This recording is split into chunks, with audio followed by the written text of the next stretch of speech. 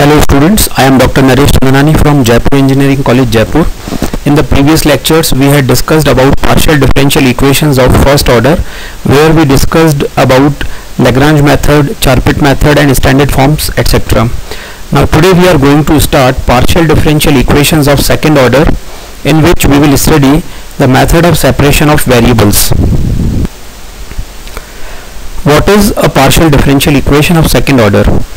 Any partial differential equation which contains at least one of the following partial derivatives, del 2z upon del x square, that is r, del 2z upon del x del y, that is s, or del 2z upon del y square, that is t, is known as partial differential equation of second order. Means ऐसी कोई भी partial differential equation जिसमें r, s या t में से कोई भी एक second order partial derivative present हो, उसे partial differential equation of second order कहा जाएगा. Second order partial differential equation को हम अलग अलग तरीके से क्लासीफाई कर सकते हैं. सपोज किसी second order partial differential equation का जनरल फॉर्म इस तरह से है: a del two u upon del x square plus b del two u upon del x del t plus c del two u upon del t square plus a function of x t u del u by del x del u by del t equal to 0. यहाँ पर हमने u कोई भी function लिया है जो x और t दो वेरिएबल्स पर डिपेंड करता है. तो इस तरह से कोई एक second order partial differential equation है हमारे पास, तब ये इक्वेशन हाइपरबोलिक फॉर्म होगी if b square is greater than 4ac हो, पैराबोलिक फॉर्म में होगी if b square equal to 4ac हो, और एलिप्टिक फॉर्म में होगी if b square less than 4ac हो.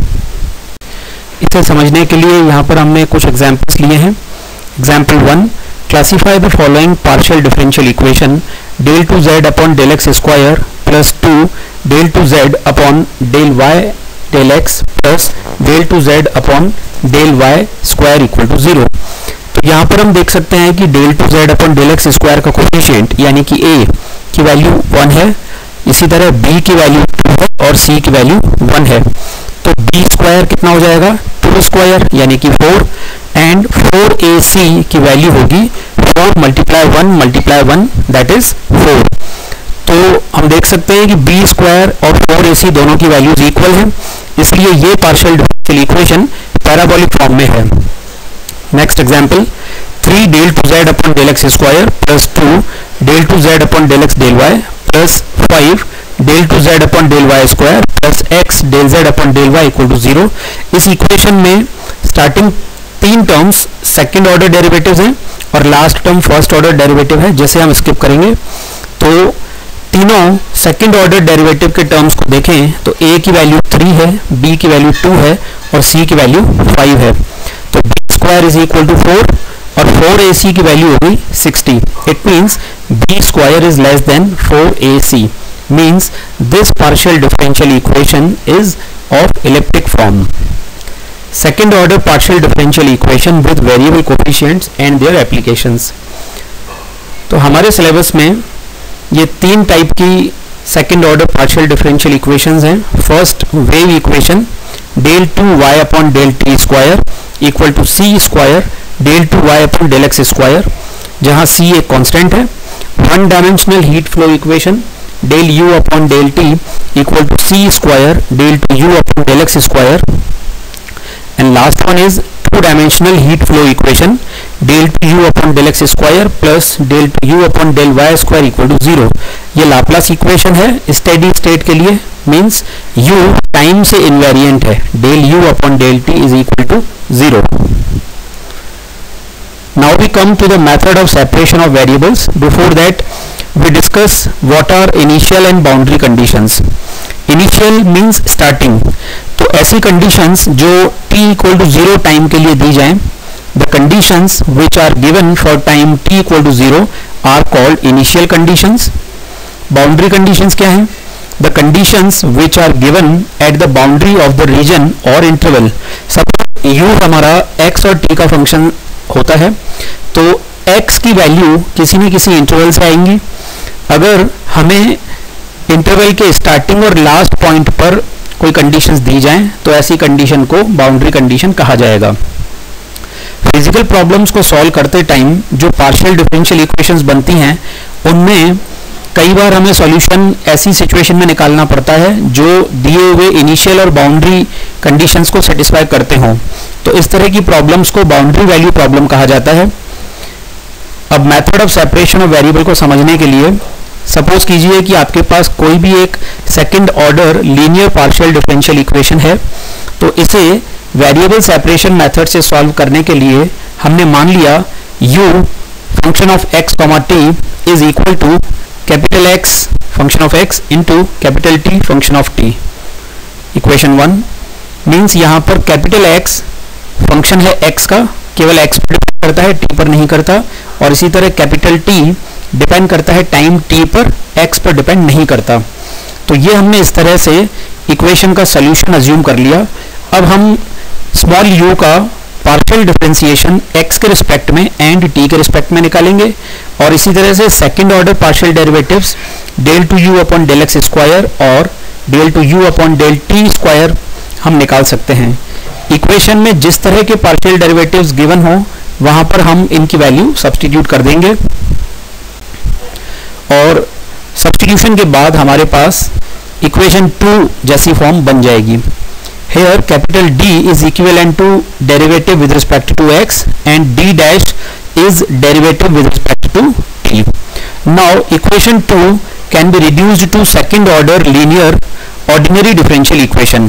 We can write this equation as 1 upon x f of d of x equal to 1 upon t g of d dash t equal to lambda. इसे और आगे simplify करेंगे तो हमें मिल जाएगा F D X equal to lambda X and G D dash T equal to lambda T. तो ये दो अलग अलग डिफरेंशियल इक्वेशंस हैं जो कि ऑर्डिनरी डिफरेंशियल इक्वेशंस हैं, और इन्हें प्रीवियस मेथड्स से सॉल्व किया जा सकता है। इसे समझने के लिए हमने यहाँ पर एक एग्जांपल लिया है। Solve del two Z upon del x square minus 2 del Z upon del X plus del Z upon del Y equal to 0 by the method of separation of variables. तो यहाँ पर हम देख सकते हैं कि z फंक्शन है x and y का, तो हमने अज्यूम किया capital x into capital y equal to z means z is equal to x of x into y of y। ये हमारी गिवन पार्शियल डिफरेंशियल इक्वेशन का सॉल्यूशन है।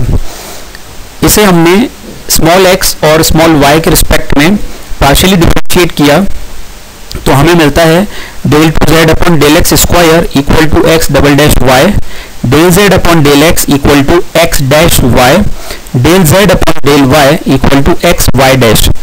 इन सभी को दिए हुए डिफरेंशियल इक्वेशन में पुट करेंगे तो हमें मिलता है X double dash Y minus 2 X dash Y plus X Y dash equal to 0। On further simplification, we get x double dash minus 2x dash y equal to minus xy dash, which can be written as x double dash minus 2x dash upon x equal to minus y dash upon y equal to k. Here k is a constant. Now this is equation 2. Now we can get x double dash minus 2x dash equal to kx, which gives x double dash minus 2x dash minus kx equal to 0, and similarly we can get y dash plus ky equal to 0. Now equation 3rd and 4th are ordinary differential equations. We can solve these ordinary differential equations by the method of CF, means these are second order linear differential equations with constant coefficients. So by that method, by the method of constant coefficients, we can solve, and solution of third will be x equal to c1 e to the power alpha x plus c2 e to the power beta x, where alpha is 1 plus root 1 plus k and beta is 1 minus root 1 plus k. Similarly, solution of fourth equation will be y equal to c3 e power minus ky. Here c1, c2 and c3 are arbitrary constants. Now from 5th and 6th we can get the required solution as z equal to c1 e power alpha x plus c2 e power beta x into c3 e power minus ky. C3 को bracket के अंदर लेके multiply करेंगे तो C1 C3 की जगह A लिख सकते हैं और इसी तरह C2 C3 की जगह B लिख सकते हैं। सॉल्यूशन हो जाएगा A e power alpha x plus B e power beta x into e power minus ky। Next example, del u upon del x equal to 2 del u by del t plus u। एक initial condition यहाँ दी गई है u x, 0 equal to 6 e power minus 3x। Suppose solution is ux comma t equal to capital X into capital T, where capital X is function of small x and capital T is function of time. This is equation 1. So differentiating equation 1 partially with respect to x and with respect to t, we get capital X dash t equal to 2x t dash plus xt. On simplification we get x dash minus x into t equal to 2x t dash, which is further equal to x dash minus x upon 2x equal to t dash upon t equal to k, where k is a constant. So x dash minus x is equal to 2kx and t dash is equal to kt. So we can get equation 2 and equation 3 on simplification. Now from 2 we get x is equal to c1 e to the power 1 plus 2kx, and from third we get capital T equal to c2 e power kt, where c1 and c2 are arbitrary constants. Equation 4 और 5 लाने के लिए आपको second और third को constant coefficient वाले method से solve करना है, ऑक्सिलरी इक्वेशन मान के, और बहुत इजीली आपको इनके सॉल्यूशंस मिल जाएंगे। Now from fourth and we get u equal to c1 c2 e power 1 plus 2kx into e power kt। c1 c2 constant है जिसकी जगह हमने कैपिटल A लिख दिया है। so u equal to a e power 1 plus 2kx into e power kt। now condition is given as ux, 0 equal to 6 e power minus 3x। तो आपको क्या करना है, इक्वेशन 6 में t की जगह 0 सब्स्टिट्यूट करेंगे और u की वैल्यू मिल जाएगी a e power 1 plus 2k into x। इसे दी हुई कंडीशन के साथ कंपेयर कर लेंगे तो 6 e power minus 3x equal to a e power 1 plus 2kx। दोनों तरफ कंपैरिजन करने पर a की वैल्यू 6 आ जाएगी और e की पावर्स को कंपेयर करने पर 1 plus 2k equal to minus 3 मिलेगा, जिसे सॉल्व करने से k हो जाएगा माइनस 2। a और k दोनों की वैल्यूज को वापस इक्वेशन 6 में रखेंगे तो आपको मिल जाएगा u equals to 6 e power minus 3x into e power minus 2t, that is equal to 6 e power minus 3x plus 2t। This is the required solution of given partial differential equation. Here are some practice problems. You can solve them by the method of separation of variables, and if you feel any difficulty in this lecture you can contact me on my email. Thank you students, have a good day.